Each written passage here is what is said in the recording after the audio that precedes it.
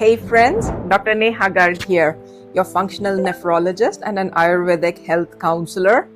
If you've been staring at your hairbrush wondering, why am I shedding more than my golden retriever? Stay tuned. Today, we'll break down the key causes of hair fall in generally healthy men and women and look at remedies from both the lens of Ayurveda and functional medicine. Don't forget to hit the like and subscribe button because your following keeps us rolling. So here's a clear breakdown of key causes of hair fall.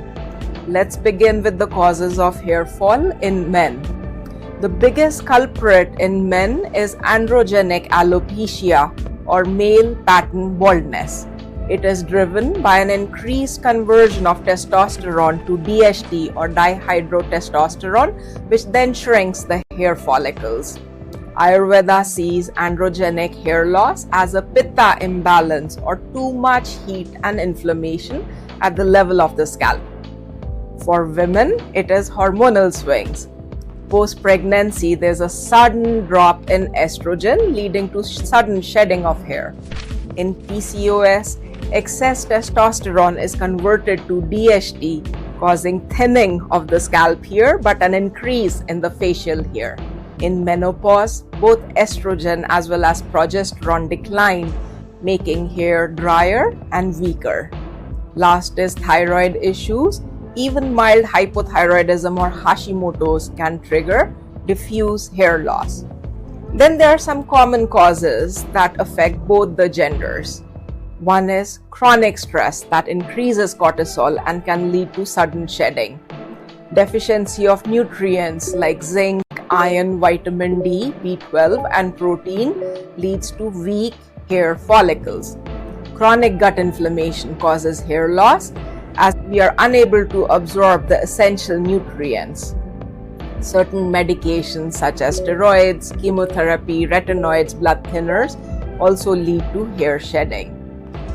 Last are the lifestyle triggers such as smoking, excess alcohol, lack of adequate sleep, crash diets, and styling damage from application of excessive hair dyes and heat. So what can you do to make your tresses lush and shiny? For male pattern baldness, a combination of Bhringraj and Amla oil used for scalp massage at least 2 or 3 times per week will help improve scalp circulation and strengthen the follicles. Both of these are cooling oils. Alternatively, coconut oil infused with Bhringraj or Amla also works well for male pattern baldness. Next is rosemary oil, which is not traditionally Ayurvedic, but a 2015 study compared it head-to-head with 2% minoxidil and showed comparable hair growth after 6 months. Fenugreek mass is very good to strengthen the follicles. You can prepare this by soaking a tablespoon of fenugreek seeds overnight, then grind it into a paste in the morning and apply as a hair mask for 30 minutes before your shower.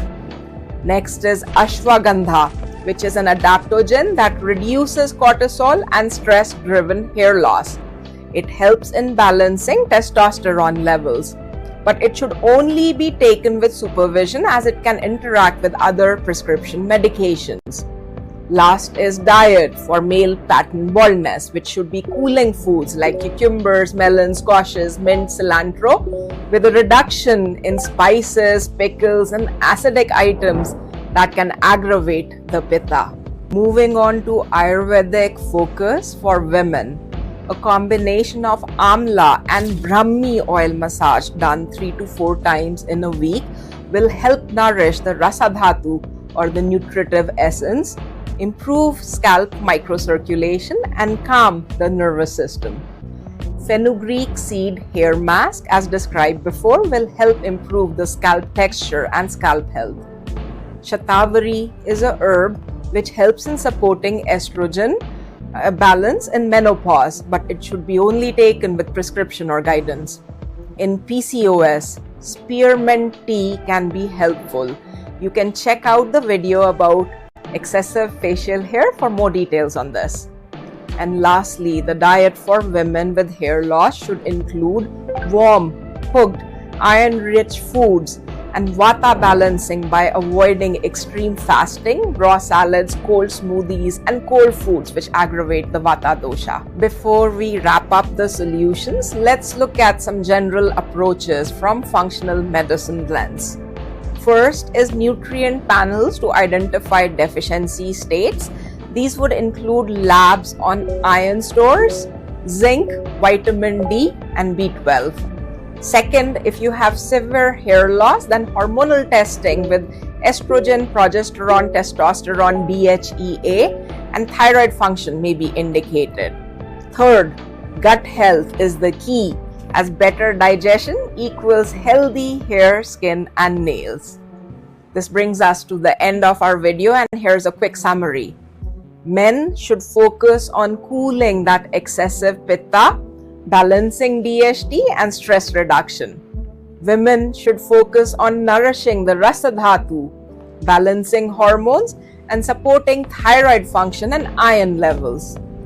Both genders should focus on their gut health, keep stress under check, and avoid excessive hair treatments and heat application. Your hair is not just vanity, it's a mirror to your inner health. Treat the root cause, not just the strands, and you'll see the difference. Make oil massage a weekly ritual, not just for your hair, but for calming the entire nervous system. Till next time, stay healthy, stay shiny, and please don't forget to like, subscribe, and share.